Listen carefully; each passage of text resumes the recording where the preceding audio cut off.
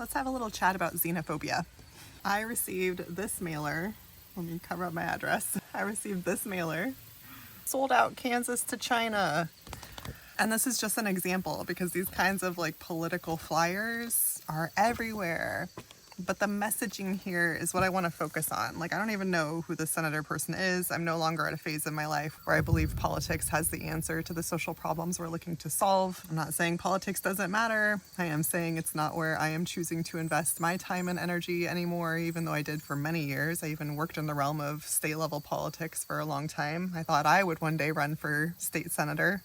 I'm not saying that's completely out of the question, but again, the shift I have made is in no longer seeing politics as the answer, and part of it is because of messaging like this. Xenophobia, which I would describe as the intentional fear-mongering of difference, like intentionally planting fear within us as humans in order to promote like a separation between us and people that we're different from. It can be very interconnected with nationalism, where there's this sense of like, we are this nation state and anybody outside of this nation state are potential threats to us. So xenophobia, this like fear of people who are different, fear of people from other places, fear of geographical separation between humans. Xenophobia has been a tool of oppression for, I don't even know, centuries, thousands of years. Xenophobia is partly what allowed the atrocities that have been committed against indigenous people on this land, on the United States, what we call the United States now. Like, xenophobia was part of the underlying drive of that too, because it allows there to be this sense of separation between human populations. And it's driven through fear. It's driven through a message of they want to take from us, and so we have to protect what's ours. The indigenous people were trying to take away the sanctity of civilized human life. So therefore, we as white people have the right to come in and essentially commit genocide against them. We can see this with other countries. We can see this with international conflict. And we can see this with state and national level politics. China is coming in to try and take something from Kansas. The reason this is effective is because fear is a powerful tool. When we are in a place of fear, when humans are in a place of fear, when humans are in a place of being pointed towards a scapegoat, like we're given something that we need to fear our security, we need to fear our safety, we need to fear for our basic needs.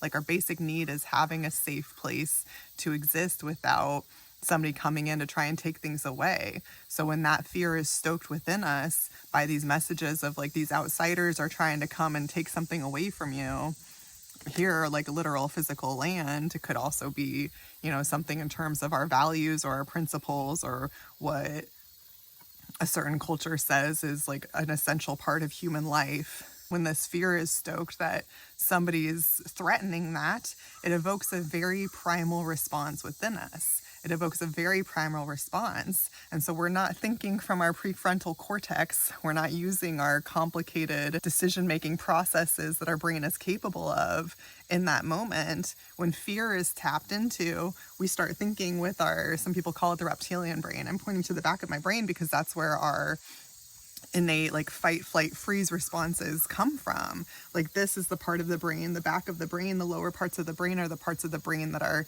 fundamentally developed first before we get to this more complicated stuff. So when fear is activated within us, we revert back to that very young, I mean, it's like an ancient part of the brain too, but it's very connected to like being an infant, where infants don't have a sense of providing context or deeper critical understanding. An infant feels what they feel, and they're very dependent on other people to come in and rescue them.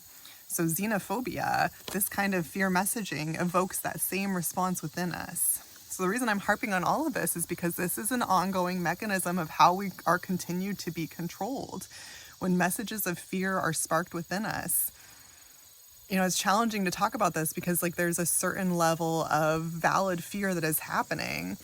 Like, there's a reason why this works, because we still live in culture where people do have to viably be fearful of their basic needs being met. Not everybody's basic needs are met.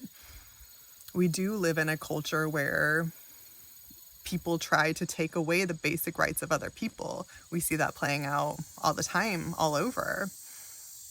And so there's a reason why it's such an effective strategy.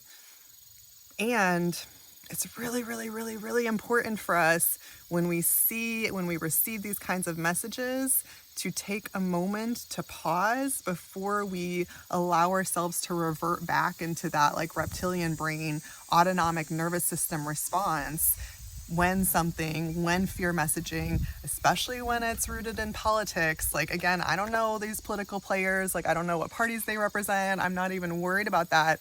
I'm just saying when we're receiving fear messaging, when it's coming from political intentions, we have to be really, really, really careful about what we believe, because this is part of how we continue to be manipulated by the system into giving our power away. It's easy to project outwards onto a scapegoat. It's easy to look for a savior when that part of our brain is activated. Again, it's that infant thing. Like, where is my mom? Where is my dad? Where is the parent? Where is the adult who's going to come in and save me from this? Like, that same sentiment is what gets activated within us. And so it can be very easy for us to give our power away to political players when this kind of fear, xenophobic messaging is used. So that's my message for today. It's just like a simple take your power back. Don't let yourself be so swayed by the fear programming that's out there. Fear sells. That's why we see a lot of things on the nightly news that bring fear. That's why things float around on Facebook, like stuff goes viral that's fear-based. Fear sells because it activates that primal part of ourselves. It gets us to give our power away, so it benefits capitalism, it benefits colonialism, it benefits the powers and the systems that be. It benefits mechanisms of oppression to keep us stuck in this like primal fear state. And the only one who can get us out of that is ourselves. Now we can like make rational decisions about what to do about like real potential threats to our safety and security, but when we're in a state of feeling the fear, that is not the time we're going to be able to have access to that more critical thinking part of our brain. We have to be able to be in a regulated space. We have to be able to be in a space where we're not feeling that kind of activation. And that's why it's really important to have boundaries, to have barriers, to have self-protection methods against the fear programming that is coming with this election cycle. So when you get shit like this, when you see stuff on Facebook, when you see stuff out in the real world, when you get flyers like this sent to you, don't let this automatically sway you.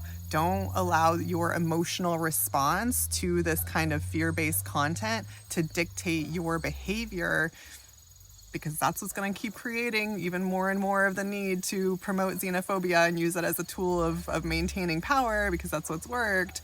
So we have to break that cycle. We have to break that system. We have to break that process by taking our own power back, by rooting into our bodies, by finding regulation, by bringing this part of our brain back online so we can rationally think, is this actually a threat?